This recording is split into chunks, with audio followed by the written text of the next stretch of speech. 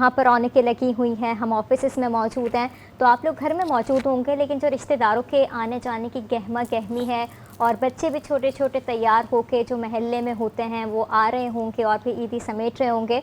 तो रिश्तेदार जिस तरह आते हैं वैसे तो हमें बहुत ही कम मौका मिलता है कि हम इस तरह मिल बैठें, और इसी हवाले से हम बात करते हैं कि ईद एक स्पेशल ईद ये ओकेशन भी होता है कि लोग आते हैं और फिर बहुत सारे टाइम हो जाता है जब आप लोगों से नहीं मिल पाते, और जो दूर के फ्रेंड्स होते हैं उनसे भी एक गेट टुगेदर हो जाती है। आप बाहर जा सकते हैं, सी साइड का रुख करते हैं लोग, बहुत सारी जगहों पर जाते हैं, पार्क्स में, हर जगह पे आपको इतना रश मिलता है, इतना रश मिलता है। पहले तो सोचना पड़ता है कि अगर हमने जाना है तो हम जाएं कहाँ पर, तो हम लोग कहाँ पर जाते हैं और हम किस तरह से अपनी ईद सेलिब्रेट कर रहे होते हैं। साइमा खान हमारे साथ ही मौजूद हैं। तो साइमा, आप बताइए कि आप किसी के घर जाती हैं, कोई आपके घर आता है, क्या मसरूफियत रहती है ईद पर आपकी? अच्छा, अमूमन अरीबा हम लोग, फिर वो मैं बात करूंगी कि हम लोग इतने बिजी होते हैं, और वाकई हम बिजी होते हैं, और शायद हम जब छोटे थे और अब में बहुत फ़र्क आ गया है कि अब मुलाकात रिलेटिव से, रिश्तेदारों से, दोस्त अहबाबों से बहुत कम होती है।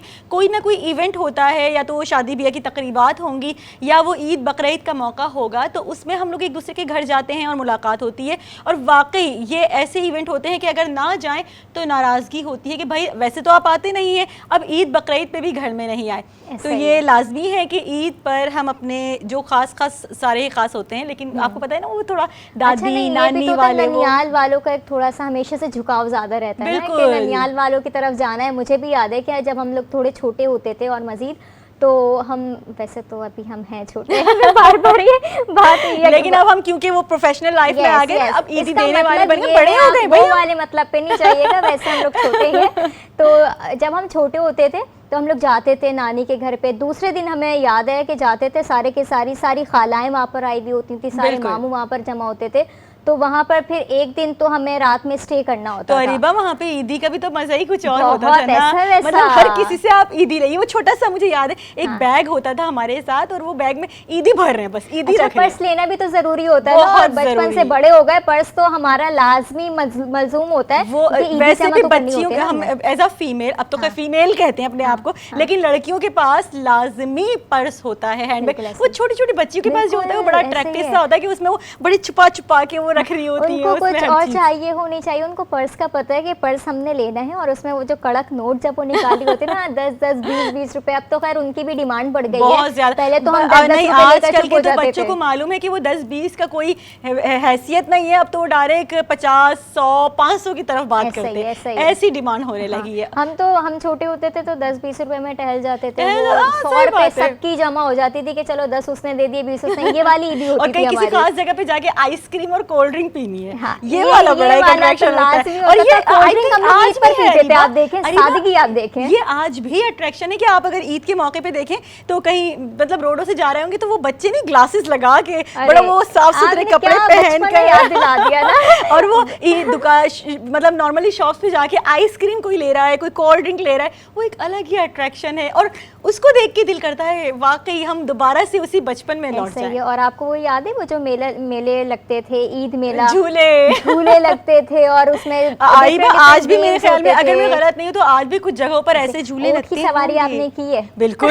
ऐसा हो सकता है कराची में है और ऊँट की सवारी ना करते हो आप लोग, और वो चीखें मारना, जब ऊँट खड़ा होता है तो एक अलग चीख, बैठता है तो अलग चीख होती है। ये वो ऐसा लगता था कि बस गिरे और अभी गिरे, अभी गिरे। पहले कोई सपोर्ट साथ चाहिए होती थी कि नहीं मैं बैठ तो जाऊंगी, मैं साथ कोई बैठे। तो जब तक 2-3 लोग साथ नहीं बैठते थे ना तो वो एक तहफ्फुज़ फील नहीं होता था कि कहीं गिर ना जाए। ये वाली वाकई, लेकिन अब ये है कि वक्त के साथ साथ सब कुछ चेंज हो गया है। बिल्कुल ऐसे वो डोली वाले झूला और एक ये वाली चीज, ये दो चीजें हमेशा अट्रैक्शन रहती थी मेले में। और वो जो चीजें जाके लूटते थे, वो स्प्रिंग होता था, वो डालते थे, चीज निकलती थी। ये सारी चीजें जो बचपन की हैं वो अभी भी हम लोग मिस करते हैं, और मेले तो वैसे आज भी लगते हैं, और लोग बच्चे वहाँ पे जाते हैं, एंजॉय करते हैं। वैसे मोस्टली संडे को ऐसा होता है कि छोटे जो बच्चे होते हैं, मैंने देखा है आज भी कुछ पार्क्स में पेरेंट्स लेकर जा रहे होते हैं, क्योंकि जाहिर है छोटे बच्चों की ही ईद बकरीद और छुट्टी का दिन होता है, क्योंकि हमारा तो कोई ऑफ डे ही नहीं होता है। और ये भी कितनी एक अच्छी चीज़ लगती है ना कि जब बच्चे छोटे बच्चे तैयार होके आ रहे होते हैं, सुबह उनको पता होता है, उनकी मदर्स उनको तैयार कर देती हैं